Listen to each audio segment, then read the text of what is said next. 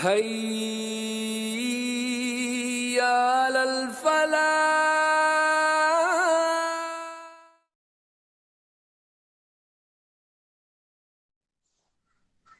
اعوذ اور باللہ من الشیطان جی الرجیم بسم اللہ الرحمن الرحیم وقال الذين اشركوا لو شاء الله ما عبدنا من دونه من شيء نحن ولا آباؤنا ولا حرمنا من دونه من شيء كذلك فعل الذين من قبلهم فهل على الرسل الا البلاغ المبين صدق اللہ العظیم۔ معزز ناظرین و ناظرات، سورۃ النحل کا 5واں رکوع ہے جس پہ آج ہم گفتگو کریں گے۔ اس سے قبل سورۃ النحل کے بارے میں آپ حضرات کے سامنے اس سورہ کا تعارف گزر چکا ہے۔ پچھلی آیات اور پچھلے رکوعات میں جو موضوعات زیر درس آئے ہیں ان کا بھی آپ کے سامنے وضاحت ان کی آپ کے سامنے ہو چکی ہے۔ آج کا یہ جو رکوع ہے جس پر ہم گفتگو کرتے ہیں، یہ اس کا آغاز آیت نمبر 35 سے ہو رہا ہے۔ اللہ تبارک و تعالیٰ کا ارشاد ہے وقال الذین اشرکوا لو شاء اللہ ما عبدنا من دونہ من شیء نحن ولا آباؤنا ولا حرمنا من دونہ من شیء كذلك فعل الذین من قبلهم فهل على الرسل الا البلاغ المبین۔ وہ لوگ جنہوں نے شرک کیا ہے، مشرکین مکہ کو، ان کی بات کی جا رہی ہے، ان پہ گفتگو کی جا رہی ہے، ان کے ایک غلط عقیدے یا ان کے اندر پائی جانے والی ایک غلط فہمی جو ان لوگوں کے اندر بھی پائی جا رہی تھی اور ان سے قبل جو مشرکین ہر زمانے میں رہے ہیں، سب کی ایک مشترکہ غلط فہمی، ایک مس انڈرسٹینڈنگ، ایک غلط عقیدہ پایا جا رہا ہے، اس کا اظہار کیا جا رہا ہے۔ اور وہ بڑا عجیب و غریب کانسیپٹ تھا ان کا، بہت عجیب و غریب انڈرسٹینڈنگ تھی ان کی اللہ تبارک و تعالیٰ اور عبادت اور پھر آخرت کو لے کر۔ بتایا جا رہا ہے کہ وہ لوگ کہہ رہے ہیں، ان لوگوں نے کہا جن شرک کیے ہے لو شاء اللہ ما عبدنا من دونہ من شیء نحن ولا آباؤنا، کہ اگر اللہ تبارک و تعالیٰ چاہتا تو ہم اور ہمارے آبا و اجداد ان چیزوں کی عبادت نہ کرتے جن کی ہم عبادت کرتے ہیں، ولا حرمنا من دونہ من شیء، اور اسی طریقے سے چیزوں کو بھی اس کے علاوہ شریک حرام نہیں ٹھہراتے۔ گویا کہ وہ نئے مدعا پیش کر رہے ہیں، اپنی ایک انڈرسٹینڈنگ بتا رہے ہیں بنا کسی دلیل کے۔ وہ یہ کہہ رہے ہیں کہ ہم جو جن چیزوں کی عبادت کرتے ہیں یا ہم نے جو عبادت کا طریقہ کار اختیار کیا ہوا ہے، اگر یہ واقعی غلط ہوتا تو بلا شبہ اللہ تبارک و تعالی ہم کو اس طریقہ کار سے روکتا، لیکن اللہ تبارک و تعالی کا نہ روکنا اور ہمارا اس عبادت کے اس طریقہ کار پر قائم و دائم رہنا، یہ اس بات کا ثبوت ہے کہ ہم صحیح طریقے سے عبادت کرتے ہیں۔ یہ بہت عجیب و غریب نقطہ وہ بیان کر رہے تھے۔ آیت کے اس ٹکڑے میں تین چیزوں کا تو برملا اظہار ہوتا ہے، تین باتوں کی طرف نشاندہی ہو رہی ہے۔ ایک تو یہ کہ وہ جو مشرکین تھے اللہ تبارک و تعالیٰ کا اعتراف کرتے تھے، اللہ تعالیٰ کی ذات کو مانتے تھے، اس کا اعتراف کرتے تھے۔ دوسرا یہ کہ اللہ تعالیٰ کی جو منشا ہوتی ہے، اللہ تعالیٰ کی خواہش، اس کی منشا، اس کا بھی اعتراف کر رہے ہیں وہ۔ اور تیسری چیز یہ بڑی عجیب و غریب ہے جس کی طرف اشارہ کیا جا رہا ہے، وہ یہ کہ وہ اپنے لیے معبود کے انتخاب میں اپنی عقل کا کوئی دخل رکھتے تھے۔ یہ ان کے کہنے کا مدعا یہ تھا کہ اللہ تبارک و تعالی کی اگر منشا نہیں ہوتی تو ہم بالکل ان چیزوں کی بات نہیں کرتے، لیکن ہمارا ان چیزوں کا عبادت کرنا یا عبادت کا یہ طریقہ کار اختیار کرنا، یہ واضح ثبوت ہے اس کا اللہ تعالیٰ ہمارے عبادت کے اسی طریقہ کار کو قبول کرتا ہے۔ تو گویا کہ یہ بات واضح ہو جاتی ہے کہ وہ لوگ جس کی عبادت کرتے ہیں وہ اسے خدا کی منشا سمجھتے ہیں، خدا کی منشا سمجھ کر وہ اس کی عبادت کرتے ہیں۔ حالانکہ اگر ہم غور کریں گے یا ان کی ان باتوں پر کو غور سے سنیں، سمجھیں، پڑھنے کی کوشش کریں، سمجھنے کی کوشش کریں، تو اس چیز کا بالکل واضح ثبوت ملتا ہے ہمیں کہ وہ جو باتیں کر رہے ہیں اس کی کوئی دلیل ان کے پاس نہیں ہے، سوائے یہ کہنے کے کہ ہمارا یہ طریقہ کار عبادت کا ہے، عبادت کے جس طریقہ کار پر ہم قائم ہیں وہ ہم نے اپنے باپ دادا سے وراثت میں پایا ہے، یعنی ہمارے آبا و اجداد اسی طریقہ کار پر عبادت کیا کرتے تھے، ان سے ہم نے عبادت کا یہ طریقہ کار دیکھا ہے، سمجھا ہے، اور اسی طریقہ کار کو آگے فالو کر رہے ہیں۔ اچھا، اس سے ایک اور بات کا اظہار ہوتا ہے، ایک اور بات کا ہمیں پتہ چلتا ہے، ایک اور بات ہمارے سامنے واضح ہو جاتی ہے کہ خدا کا تعارف حاصل کرنے کے لیے، خدا کو پہچاننے کے لیے نسلی طریقہ کار کا کوئی بھی دخل نہیں ہے، بلکہ یہاں اللہ تبارک و تعالیٰ کو پہچاننے کے لیے اور اللہ تعالیٰ کی ذات پر ایمان اور یقین کے لیے جو سب سے بڑا وسیلہ انسان کو عطا کیا گیا ہے وہ ہے انسان کو اس کی سمجھ، اس کا شعور، عقل، جو اللہ تعالیٰ نے انسان کو باقی تمام مخلوقات کے علاوہ عطا کیا ہے۔ اور عقل کے ساتھ دوسری ایک اور چیز ہے، وہ ہے وحی الہی، اور وحی الہی کو بھی عقل کی روشنی میں ہی سمجھا جا سکتا ہے۔ تو گویا کہ وحی الہی اور عقل یہ اللہ تعالیٰ کا تعارف حاصل کرنے کے لیے، اللہ تعالیٰ کو سمجھنے کے لیے دو بنیادی وسائل ہیں، لیکن ان لوگوں کا جو رویہ یا ان لوگوں کا جو یہ عقیدہ تھا یا جو دعویٰ تھا، اس سے تو بالکل یہ بات صاف ہو رہی ہے کہ اللہ تعالیٰ کا تعارف حاصل کرنے کے لیے اور عبادت کا طریقہ کار اختیار کرنے کے لیے، معبود کا انتخاب کرنے کے لیے وہ اپنی عقلوں کا استعمال نہیں کرتے تھے، اور وحی جب ان کے سامنے پیش کی جاتی تھی، رسول جب ان کے سامنے کوئی بات لے کر آتے تھے تو اس کا وہ انکار کرتے تھے۔ اور پھر دوسری بات یہ بتائی گئی وَلَا حَرَّمْنَا مِن دُونِهِ مِن شَيْءٍ، ہم جن چیزوں کو حرام قرار دیتے ہیں یہ بھی اللہ ہی کی منشا ہے۔ كَذَلِكَ فَعَلَ الَّذِينَ مِن قَبْلِهِمْ، اب اس دعوے پر یہ ان کا سب سے بڑی دلیل تھی، سب سے بڑا ثبوت جو وہ پیش کرتے تھے وہ یہ تھی کہ اسی طریقے سے ان لوگوں نے بھی کیا ہے جو ان سے پہلے تھے۔ گویا کہ پچھلی اقوام میں بھی یہ بات ہوئی، اور ان کی اگر ہم بات کریں گے تو ان کے جو پچھلے ان کے آبا و اجداد تھے، ان کے جو اسلاف تھے، وہ بھی اسی طریقہ کار پر چلتے تھے، ان کو دیکھ کر انہوں نے بھی یہ طریقہ اختیار کیا ہے۔ رسول کو یہاں پہ اب اس کے بعد آیت کے ٹکڑے میں رسول کی ذمہ داری کا اظہار کیا جا رہا ہے اور رسول کو تسلی بھی دی جا رہی ہے اور بتایا جا رہا ہے فَهَلْ عَلَى الرُّسُلِ إِلَّا الْبَلَاغُ الْمُبِينُ، کہ رسول کی ذمہ داری صرف یہ ہے کہ وہ لوگوں تک اللہ تبارک و تعالیٰ کا پیغام پہنچائیں۔ دو باتوں کی طرف اشارہ پایا جا رہا ہے، ایک تو یہ کہ رسول ہر وقت ان کی ہدایت کے لیے حریص ہوا کرتے تھے، رسول کی خواہش تھی کہ یہ لوگ اللہ تبارک و تعالیٰ کے راستے پر آ جائیں، شرک، پرستی، گمراہی اور جو فاسد عقائد، باطل نظریات، ان چیزوں کو وہ چھوڑ کر صحیح معاشرے، صحیح اس دین کی طرف آئیں، صحیح اس رخ کی طرف آئیں جو اللہ تعالیٰ کی طرف ان کو لے کر جاتا ہے۔ رسول رات دن بے قرار رہتے تھے، پریشان رہتے تھے اپنی اس قوم کو لے کر، لیکن وہ مستقل اللہ کے رسول کہ دعوت کا انکار کیا کرتے تھے، وحی جو کچھ ان کے سامنے پیش کی جاتی تھی اس کا انکار کرتے تھے، اور رسول کو وہ جھوٹا تصور کرتے تھے، ان کا مذاق اڑایا کرتے تھے۔ تو اللہ تبارک و تعالیٰ نے رسول کو یہ بات بتا دی کہ آپ کی ذمہ داری یہ ہے کہ آپ ان کے سامنے بات پہنچا دیں۔ بات پہنچانے کے بعد ہدایت کے راستے کو ان کے سامنے واضح کر دینے کے بعد اب دو چیزیں ہوتی ہیں، ایک تو یہ کہ وہ اپنی زندگی گزارنے کے لیے راستے کا انتخاب کریں، اس کو ریجیکٹ کر دیں، اس کو ڈینائی کر دیں۔ تو ہدایت دینا یا گمراہی کا فیصلہ کرنا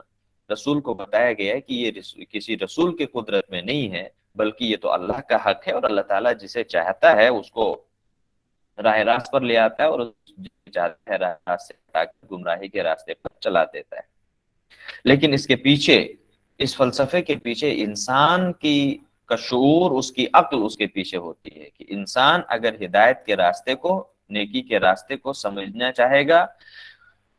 اس کو اس کے نور سے اپنے دل اور دماغ کو روشن کرنا چاہے گا، تو اللہ تعالیٰ اس کے لیے ہدایت کے راستے کو کھول دے گا، اور اگر کوئی شخص اس کا انکار کرتا ہے، اسے سمجھنے کی کوشش نہیں کرتا ہے، تو اللہ تعالیٰ اس کے لیے ہدایت کے راستوں کو مسدود کر دے گا۔ رسول کو بالکل صاف طور پہ یہ بات بتائی گئی ہے کہ آپ کی ذمہ داری تو یہ ہے کہ آپ اللہ تعالیٰ کا پیغام ان تک پہنچے، پھر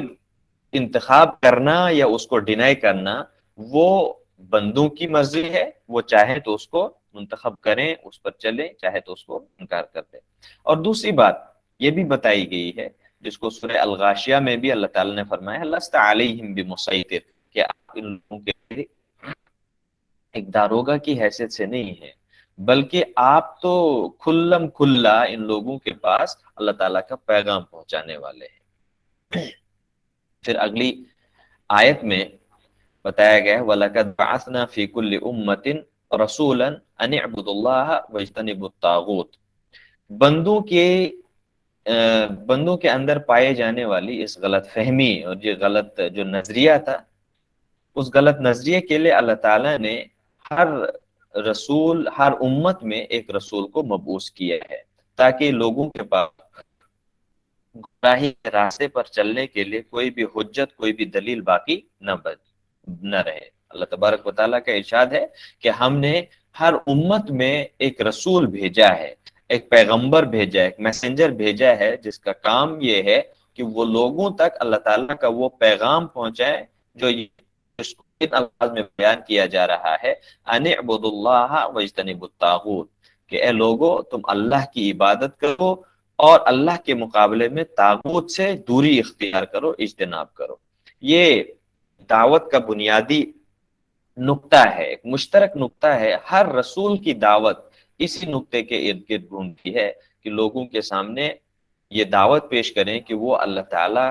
کو اپنا معبود حقیقی مانے، معبود برحق مانے، تمام باطل معبودات سے وہ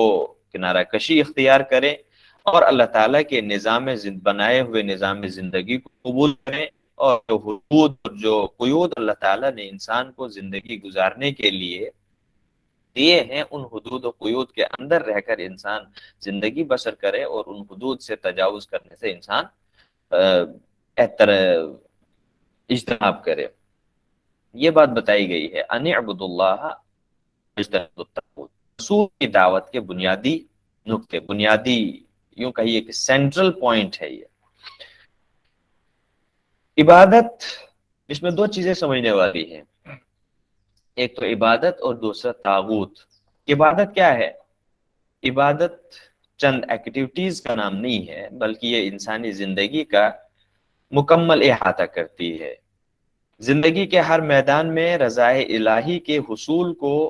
مقصد بنا کر چھوٹے سے چھوٹا یا بڑے سے بڑا عمل کرنا دراصل عبادت کہلاتا ہے۔ یعنی انسان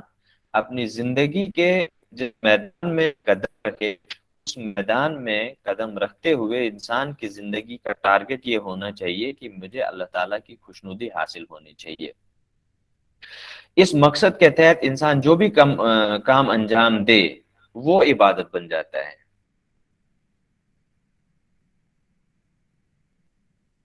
جب ہم یہ بات کہیں گے کہ یہ عقیدہ رکھا جائے کہ انسان جو بھی کام کرے اس سے اللہ تبارک و تعالیٰ کی رضا حاصل ہو جائے، تو پھر دو سوال بہت اہم ہو جاتے ہیں کہ انسان جو بھی کوئی کام کرے گا وہ کیسے انجام دے گا، اور اسی طریقے سے کیا کام انجام دے گا۔ تو ان سوالات کے جوابات کے لیے انسان اللہ تبارک و تعالیٰ کی طرف پلٹتا ہے، انسان ان سوالات کے جوابات کو تلاش کرنے کے لیے ہر وقت سرگردہ رہتا ہے، ایک رہنمائی کی تلاش کرتا ہے، گائیڈنس کی تلاش کرتا ہے، اور وہی گائیڈنس ہے جو ہم اللہ تعالیٰ کے کلام سے، رسولوں کے پیغام سے ہم کو حاصل ہوتی ہے۔ انسان کے اندر جب یہ عقیدہ، جب یہ یقین بس جاتا ہے تو پھر انسان اس راستے کی تلاش کرتا ہے جس راستے پر اللہ تبارک و تعالیٰ پھر اس کی رہنمائی کرتا ہے۔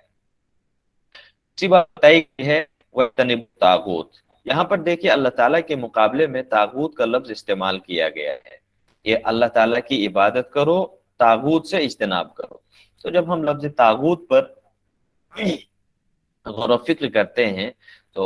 یہ لفظ طغا سے نکلا ہے، جس کے معنی آتے ہیں حد سے تجاوز کرنا۔ عربی زبان میں استعمال کیا جاتا ہے مختلف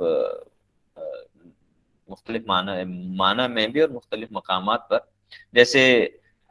کسی ندی میں یا کسی نہر میں، کسی دریا میں جب طوفان آتا ہے، پانی کنٹرول اور دائرے اختیار سے باہر نکل جاتا ہے، تو اس وقت عربی میں استعمال کیا جاتا ہے طغل ماء، پانی اپنی حد سے باہر نکل گیا، یعنی اب وہ انکنٹرولڈ ہو گیا ہے۔ تو یہاں سے ہم سمجھ سکتے ہیں یعنی کسی چیز کا حد سے تجاوز کر جانا یا اس کا انکنٹرولڈ ہو جانا، آؤٹ آف کنٹرول ہو جانا۔ تو ان معنی لے کر جب ہم یہاں پہ غور کریں گے تو یہاں اس کے معنی کیا ہوں گے، تو یہاں ہمارے سامنے جو معنی واضح ہو جاتے ہیں وہ یہ ہے کہ ہر وہ چیز جسے اللہ تعالیٰ کی عبادت کے حدود سے باہر نکل کر اللہ کے مقابلے میں وہ ویلیو دیا جائے، وہ پیرلل ویلیو دی جائے جو در حقیقت اللہ تعالیٰ کو حاصل ہونی چاہیے۔ یعنی نظام زندگی، اللہ تعالیٰ انسان کو ایک نظام زندگی دیتا ہے، انسان کو یہ راستہ دیتا ہے کہ وہ اپنی زندگی میں کس طریقے سے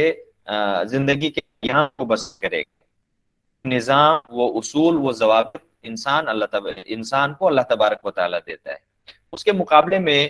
ہمارے سامنے جو باتیں واضح بھی ہو جاتی ہیں، تاریخ میں بھی ان کے شواہد ہمیں ملتے ہیں اور موجودہ زمانے میں بھی ہم کو یہ بالکل ساری چیزیں کھل کر ہمارے سامنے آتی ہیں کہ اللہ تعالیٰ کے دیے ہوئے نظام زندگی کے مقابلے میں انسان اپنی زندگی بسر کرنے کے لیے کچھ قوانین، کچھ اصول وضع کرتا ہے جن کا بنیادی مقصد انسان کو اپنا فائدہ حاصل کرنا ہوتا ہے۔ وہ جو قوانین، وہ جو اصول انسان اللہ تعالیٰ کے دیے ہوئے اصول و ضوابط کے مقابلے میں کھڑا کرتا ہے، وضع کرتا ہے، جن کے پیچھے انسان کی نفسانی خواہشات ہوتی ہیں، نفسانی خواہشات کی تکمیل کے لیے جو اصول وضع کیے گئے ہوتے ہیں، جو اللہ تعالیٰ کی سرکشی میں، اس کی روگردانی میں، اس کے اعراض میں، اس نظام کو قبول کرنا، اس نظام کے پیچھے چلنا،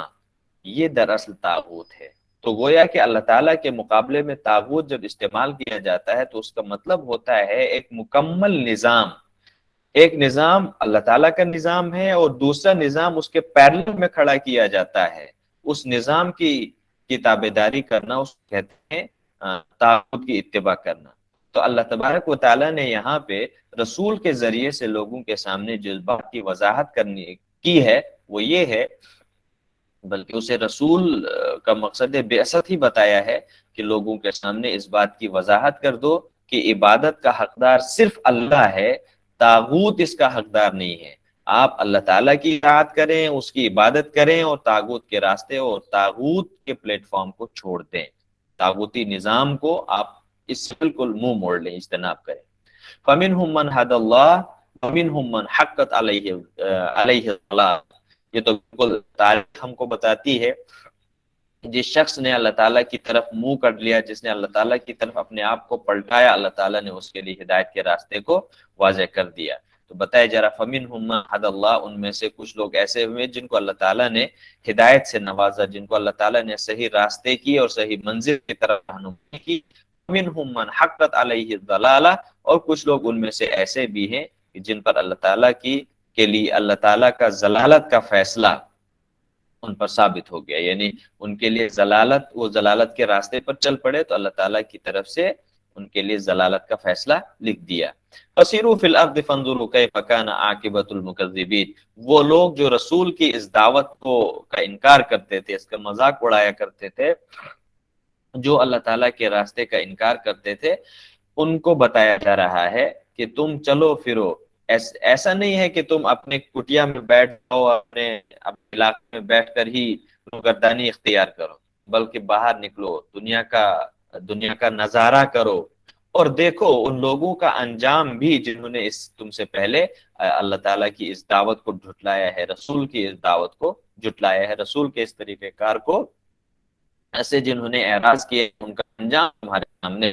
تاریخی حوالے سے بات کی جا رہی ہے، سابقہ قوموں کے ریفرنس سے بات بتائی جا رہی ہے کہ ان کا انجام، جن لوگوں نے اللہ تعالیٰ کی دعوت کو، اللہ تعالیٰ کے پیغام کو، رسول کے طریقے کو ٹھکرایا ہے، ان کا انجام کیا ہے وہ آپ کے سامنے ہے۔ قوم عاد کی طرف ہم کو اشارہ ملتا ہے، مشرکین کو بتایا گیا، قوم سمود، قوم ارم، ان کی طرف بتایا جا رہا ہے کہ ان کے کھنڈرات آپ کے سامنے ہیں، ان کی بستیاں جو ٹوٹی پھوٹی بستیاں ہیں وہ آپ کے سامنے ہیں۔ وہ بھی وہی لوگ تھے جنہوں نے اللہ تعالیٰ کے اس راستے سے انکار کیا تھا، ان کا انجام تمہارے سامنے ہوگا۔ اور یہ بات بتائی، اس بات کی طرف بھی اشارہ کیا جا رہا ہے کہ وہ لوگ جو ان کی روش پر چلیں گے، جو وہ روش اختیار کریں گے، جس روش پر وہ تھے اس روش پر وہ گامزن رہیں گے، ان کا انجام بھی بالکل ویسا ہی ہوگا آج کے دور میں، جو آج کے دور میں ان کے راستے پر چلیں گے۔ آیت میں رسول کی بات کی جا رہی ہے، رسول کی طرف مخاطب کر کے کہا جا رہا ہے ان تحرس علی ہداہم فإن اللہ لا یہدی من یضل وما لهم من ناصرین۔ رسول کی طرف خطاب کا رخ موڑا جا رہا ہے، ان تحرس علی ہداہم، شروع میں بھی یہ بات بتائی جا رہی تھی، بتائی گئی ہے کہ رسول اللہ صلی اللہ علیہ وسلم اپنی قوم اور اپنی ملت کی ہدایت کے لیے بے قرار رہا کرتے تھے۔ ہر وقت وہ اللہ سے راتوں کو دعائیں کرتے تھے امت کے لیے کہ اللہ تعالیٰ ان کے دلوں کو کھول دے، ان کے دماغ کو کھول دے، ان کے شعور کو بیدار کرے۔ اللہ تعالیٰ نے اپنے رسول کے سامنے اس بات کی وضاحت کی کہ آپ کی بے قراری سے انہیں کوئی فائدہ حاصل ہونے والا نہیں ہے، یہ لوگ بے حس ہیں، بے ضمیر ہیں۔ گویا کہ جب تک انسان کا ضمیر سو رہا ہے، جب تک انسان کا ضمیر مردہ پڑا ہے، تب کسی کی دعا کا کوئی اثر نہیں ہوگا۔ رسول کی بے قراری ان کے لیے، رسول کی راتوں کی دعائیں بھی ان کے کسی کام نہیں آ سکی، بلکہ اس کے مقابلے میں رسول جب ان کے پاس جایا کرتے تھے، ان کے سامنے جب اللہ تعالیٰ کا تعارف ان کے سامنے پیش کیا، انہیں سمجھایا بجھایا، اور جس وقت یہ بات ان کے ذہن کو کلک کر گئی، یہ بات جب ان کے ذہن میں بیٹھ گئی اور انہوں نے اللہ کی طرف پلٹنے کی کوشش کی، تو اللہ تعالیٰ نے پھر ان کے لیے ہدایت کے راستے کھول دیے۔ ان تحرس علی ہداہم، اگر آپ کی ہدایت کی رہنمائی پر، صحیح راستے پر چلنے کے حریص ہیں، تو یہ بات یاد رکھیے فإن اللہ لا یہدی من یضل، وہ لوگ جو گمراہ کرتے ہیں یا وہ جو گمراہ ہوتے ہیں، جنہوں نے گمراہی کے راستے کو اختیار کیا ہوا ہے، اللہ تعالیٰ ان کے لیے ہدایت کے راستے پر چلنا آسان نہیں کرے گا۔ وہ ایک انسان کے اپنے اختیار میں انتخاب ہے، وہ ضلالت اور گمراہی کے راستے کو اختیار کرتا ہے، وہ یا ہدایت اور رہنمائی کے راستے کو، اللہ تعالیٰ کے راستے کو اختیار کرتا ہے۔ اس کے لیے بنیادی طور پر انسان کو اپنی عقل کا استعمال کرنا ہے، اپنے شعور کا استعمال کرنا ہے، تب جا کر انسان کسی صحیح راستے کا انتخاب کر سکتا ہے۔ اور فرمایا جا رہا ہے کہ جن لوگوں نے گمراہی کے راستے کو اختیار کیا ہے، پھر ان کا کوئی بھی مددگار نہیں ہوگا۔ وہ موقع، وہ واقعہ، اس وقت دنیا کے سارے لوگ اپنے اعمال کا حساب دے رہے ہوں گے، جب کسی کے لیے دنیا کی اس گمراہی کے عوض میں اس کے لیے جہنم کا فیصلہ کر دیا جائے گا، اس کے لیے ناکامی اور نامرادی کا فیصلہ کیا جائے گا، پھر اللہ تعالیٰ کے عذاب سے بچانے والا کوئی نہیں ہوگا، کوئی اس کی مدد کرنے والا نہیں ہوگا۔ وَأَقْسَمُوا بِاللَّهِ جَهْدَ أَيْمَانِهِمْ، اگلی آیت میں اب تیسرا ایک موضوع زیر بحث لایا جا رہا ہے، وہ ہے بعد الموت، یعنی مرنے کے بعد دوبارہ زندہ ہونا اور اپنے اعمال کا حساب دینا۔ یہ ایک بڑا خطرناک پوائنٹ تھا ان لوگوں کے لیے، مشرکین کے لیے، جسے وہ ماننے کے لیے تیار نہیں ہوتے۔ اگر وہ اس پر ایمان لے آتے تو پھر ان کی زندگی کا جو دنیاوی سسٹم تھا، وہ سارا کا سارا دنیاوی چودراہٹ اور دنیاوی جو انا پرستی تھی ان کی، وہ ساری عمارت ایک دم زمین بوس ہو جاتی تھی اگر وہ مرنے کے بعد دوبارہ زندہ ہونے کے اس عقیدے پر ایمان آتے۔ تو وہ اس کا انکار کیا کرتے تھے۔ اللہ تبارک و تعالیٰ فرماتے ہیں ان عقیدے اور ان کی ان کیفیت کو بیان کرتے ہیں، وہ اقسموا باللہ جہد ایمانہم، وہ بہت ہر وقت قسمیں کھایا کرتے ہیں، لوگوں کے سامنے یہ باتیں بتا رہے ہیں، لا یبعث اللہ من یموت، کہ وہ شخص جو مر جائے گا اسے کوئی بھی دوبارہ اللہ تعالیٰ اسے ہرگز زندہ نہیں کرے گا۔ گویا کہ وہ لوگوں کو یہ بات سمجھانے کی کوشش کر رہے تھے قسموں کے ذریعے سے، اور طرح طرح سے ان کو یقین دلانے کی کوشش کرتے تھے کہ ایک بار جو اس دنیا سے چلا جائے، ایک بار جو شخص مر جاتا ہے، وہ موت کے منہ میں پہنچ جاتا ہے، پھر وہ کیسے دوبارہ زندہ ہو سکتا ہے؟ یہ تو بہت عجیب و غریب بات ہے۔ تو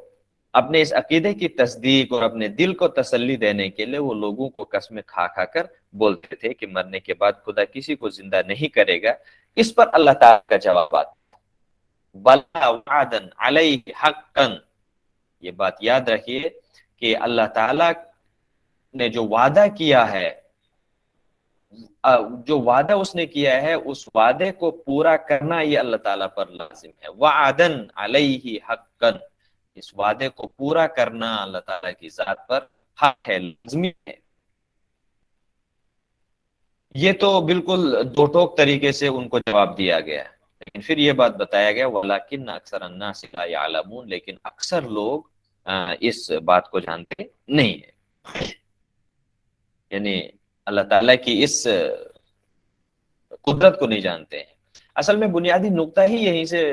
شروع ہو جاتا ہے، بنیادی اعتراض ہی ان کے دل میں یہاں سے شروع ہو جاتا تھا کہ وہ اللہ تعالیٰ کی ذات کا صحیح تعارف نہیں رکھتے تھے۔ انہوں نے اللہ کو محض لفظ اللہ تک محدود کیا تھا، اللہ تعالیٰ کی جو قدرتیں تھیں انہوں نے دوسرے کو شریک ٹھہرایا ہوا تھا۔ تو یہیں پر ان کے عقائد کی جو عمارت تھی وہ زمین بوس ہو جاتی تھی، وہ گر جاتی تھی، اور نام کا خدا، نام کا اللہ تو ان کے سامنے ہوا کرتا تھا، لیکن اللہ تعالیٰ کا جو صحیح تعارف ہے، اللہ تعالیٰ کا جو صحیح شعور ہے لوگوں کے دلوں میں، ان کے ذہنوں میں ہونا چاہیے، وہ ان کے دلوں میں۔ پھر اسی کلام کو یہ جو بات بتائی جا رہی ہے بلا وعدا علیہ حقا، اسی کی اس کو بتایا جا رہا ہے کہ کیوں اللہ تبارک و تعالیٰ اپنے اس وعدے کو پورا کرے گا۔ اللہ تعالیٰ نے کیوں یہ بات بتائی؟ اللہ تعالیٰ نے جو وعدہ کیا ہے اس کو پورا کرنا یہ اللہ تعالیٰ کی ذمہ داری ہے۔ اللہ تعالیٰ فرماتے ہیں لِيُبَيِّنَ لَهُمُ الَّذِي يَخْتَلِفُونَ فِيهِ، تاکہ ان کے سامنے واضح ہو جائے اس چیز کو لے کر جس چیز میں وہ اختلاف کیا کرتے، یعنی بعد الموت، آخرت میں اللہ تعالیٰ کے سامنے اپنے تمام اعمال کا حساب دینا، اس چیز کو لے کر وہ جو اختلاف کیا کرتے ہیں، لوگوں کے سامنے قسمیں کھاتے ہیں اور یہ کہتے ہیں کہ کسی نے دوبارہ زندہ نہیں ہونا ہے، کوئی اپنے اعمال کا، کسی کے اعمال کا جائزہ نہیں لیا جائے گا، دنیاوی زندگی ختم یہیں پہ ہو جاتی ہے، انسان جس طریقے سے چاہتا ہے اس کو یہاں بسر کرتا ہے، جتنا چاہتا ہے کماتا ہے، جیسے چاہتا ہے خوش رہتا ہے، اس کے بعد یہاں زندگی کا اختتام ہو جاتا ہے۔ تو اللہ تعالیٰ نے اپنے اس وعدے کی اس کو پورا کرنے کی جو ذمہ داری اپنے سر لے رکھی ہے اس کو بتایا جا رہا ہے لِيُبَيِّنَ لَهُمْ، تاکہ ان کے سامنے یہ واضح ہو جائے کہ آخرت جس کے بارے میں وہ اختلاف کیا کرتے ہیں وہ آخرت بالکل برحق ہے، کیونکہ اللہ تعالیٰ کا جو پورا سسٹم ہے، اللہ تعالیٰ کا جو پورا نظام ہے وہ انصاف پر مبنی ہے۔ تو یہ انصاف کے بالکل برخلاف ہے کہ دنیا میں کوئی شخص ظالم ہو، کوئی مظلوم ہو، کوئی ظلم کرے اور کسی پر ظلم ڈھائے جائیں اور ان پر اس کا بدلہ ان کو نہ دی جائے۔ دنیا میں ایک انسان نیک اعمال کرتا ہے، اسے ستایا جاتا ہے، تکلیفیں پہنچائی جاتی ہیں، دوسری طرف سے ایک انسان ہوتا ہے جو برائیوں کا ایک مکسچر ہوتا ہے، ہر طرح کی برائی اس کے اندر ہوتی ہے، دنیا میں جیسے چاہتا ہے لوگوں پہ مظلم ڈالتا ہے، برائیوں کو فروغ دیتا ہے، فساد اور بگاڑ پھیلاتا ہے، اور اسے اس کا بدلہ نہ ملے، یہ بالکل انصاف کے برخلاف ہے، اور اللہ تعالیٰ کی ذات انصاف کرنے والی ذات ہے۔ تو اللہ تعالیٰ فرماتے ہیں لِيُبَيِّنَ لَهُمُ الَّذِي يَخْتَلِفُونَ فِيهِ، یعنی اپنے وعدے کو پورا کرنا اللہ تعالیٰ پر حق ہے، تاکہ ان کے سامنے یہ واضح ہو جائے کہ قیامت بعد الموت جس کا یہ انکار کرتے ہیں یا جس چیز کے سلسلے میں وہ اختلاف کیا کرتے ہیں، ان کے سامنے یہ بات واضح ہو جائے گی۔ اور پھر یہ بھی بات بتائی جا رہی وَلِيَعْلَمَ الَّذِينَ كَفَرُوا أَنَّهُمْ كَانُوا كَاذِبِينَ، کہ کافروں کو اس بات کا علم ہو جائے، کافروں کے سامنے بھی یہ بات کھل کر واضح ہو جائے گی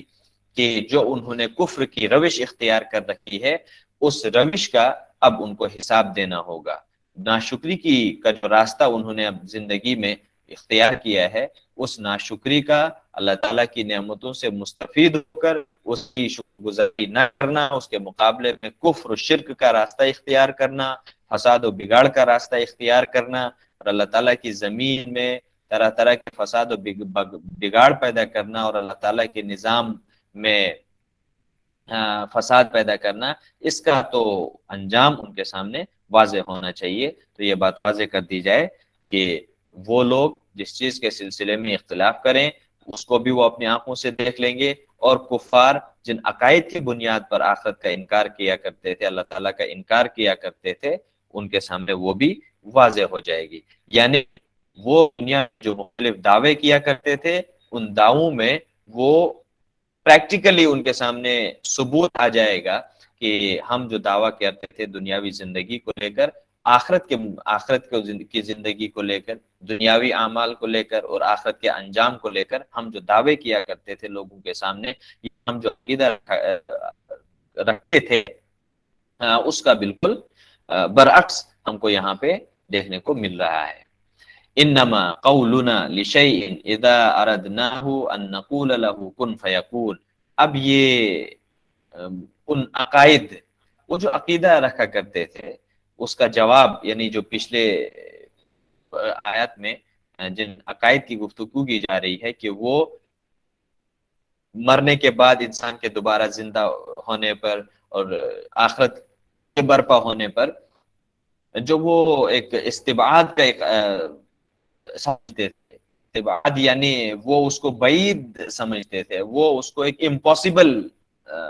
سمجھتے تھے، ناممکنات میں سے سمجھتے تھے، تو اللہ تعالیٰ نے اس استبعاد کو رفع کر دیا ہے، اس امپاسبلٹی کو ختم کر دیا ہے، اور یہ بتا دیا ہے انما قولنا لشیء اذا اردناه ان نقول، کہ جب ہم کسی چیز کے کرنے کا ارادہ کرتے ہیں تو ہمارا قول، ہمارا یہ کہنا کافی ہو جاتا ہے، کن، کہ ہو جا، فیکون، تو وہ چیز ہو جاتی ہے۔ تو اس استبداد کو رفع کر دیا گیا، اور دنیا میں لوگوں کو یہ بات ان کے سامنے بھی رکھ دی گئی کہ آپ یہ مت سمجھنا کہ اس دنیا کے پیچھے کوئی نظام نہیں ہے، اس دنیا کے پیچھے کوئی ایسی ذات نہیں ہے جو اس دنیا کے سسٹم کو چلا رہا ہے، بلکہ دنیا کے پیچھے اللہ تعالیٰ کا ایک پورا نظام ہے، اللہ تعالیٰ کی پوری ذات ہے، اس کی پوری قدرت ہے، جس قدرت کے دائرے میں، جس قدرت کے نیچے چل رہی ہے دنیا میں۔ جب بھی کسی چیز کے کرنے کا اللہ تعالیٰ ارادہ کرتا ہے تو پھر اللہ تعالیٰ کا یہ قول، اللہ تعالیٰ کی یہ بات کافی ہو جاتی ہے، کن فیکون، کہ ہو جا، وہ چیز ہو جاتی ہے۔ تو یہاں پر اللہ تبارک و تعالیٰ اپنی قدرت کا بھی اظہار کر رہا ہے لوگوں کے سامنے، کہ لوگوں کو یہ سمجھنا چاہیے کہ اللہ تعالیٰ کے پاس قدرت کس لیول کی ہے، کہ اسے صرف ارادہ کرنا ہوتا ہے، اور پھر اللہ تعالیٰ جب چیز کو کہتا ہے کہ کل ہو جا تو وہ چیز، کن ہو جا تو وہ چیز ہو جاتی ہے۔ یہ اللہ تعالیٰ کا معاملہ ہے دنیا کو لے کر، چیزوں کو لے کر۔ تو لوگوں کے سامنے تین چیزوں کا اظہار کیا گیا۔ اس ان آیات کا اگر ہم خلاصہ دیکھیں گے تو تین نکات ہمارے سامنے نکلتے ہیں، اور اسی پر ہم اپنی بات کو بھی ختم کرتے ہیں۔ پہلی بات یہ کہ آخرت کے متعلق اس پورے رکوع میں یہ بات بتائی جا رہی ہے، جو تین نکات اس کے خلاصے کے طور پر میں آپ کے سامنے پیش کروں گا، کہ آخرت کے متعلق کفار کے باطل عقائد کی بے خبری کر کے، اس کو ختم کر کے لوگوں کے اندر فکری اور نظریاتی ارتقاء کی طرف توجہ دلائی گئی ہے۔ اور دوسری چیز جو ان آیات میں ہم کو ملتا ہے وہ یہ کہ رسول کو خدا کا نائب، یعنی اس کا لوگوں کے سامنے یہ بات بتائی جا رہی ہے کہ رسول کو خدا کا نائب، اس کا خلیفہ تصور کر کے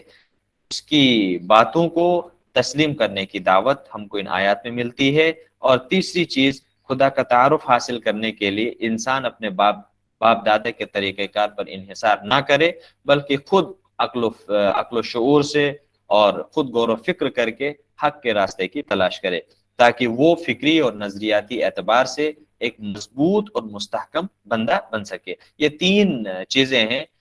تین نکات ہیں جو اس رکوع میں